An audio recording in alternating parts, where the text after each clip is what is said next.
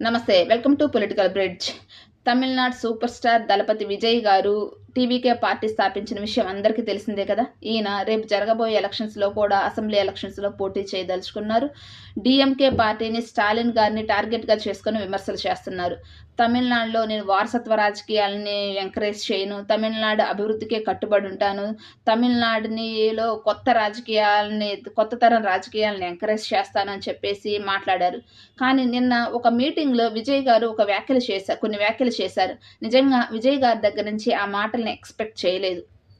నిజంగా సమాజంలో మార్పులు రావాలంటే కొన్ని విధానాలని, కొన్ని సంస్కృతులకి అడ్డుకట్ట వేయాలి.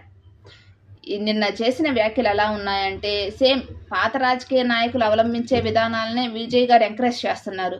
నిన్న ఏం మాట్లాడారంటే, ఎవరైనా సరే ఎలక్షన్స్ టైంలో ఏ పార్టీ వాళ్ళైనా సరే డబ్బులు పంచుతుంటే ఓటుకి కొనుక్కోవడానికి ఆ డబ్బులు మీరు తీసుకొని మన పార్టీకే ఓటు వేయండి అని మాట్లాడారు. నిజంగా విజయ్ గారి దగ్గర నుంచి ఈ మాటలు ఎక్స్పెక్ట్ చేయలేదు.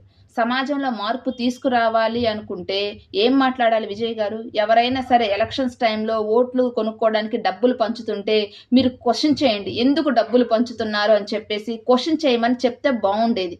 అలా కాకుండా ఈ ఓటుకి డబ్బులు తీసుకునే సంస్కృతిని పెంచి పోషించినట్లే కదా. ఎందుకు ప్రజల్ని అసలు ఈ డబ్బులకి ఓట్లు అమ్ముకునే సంస్కృతికి అలవాటు చేస్తున్నారు? విజయ్ గారు నిజంగా ఈ వ్యాఖ్యలు చేయకుండా ఉండాల్సింది.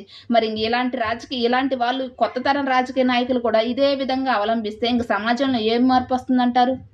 కామెంట్ చేయండి.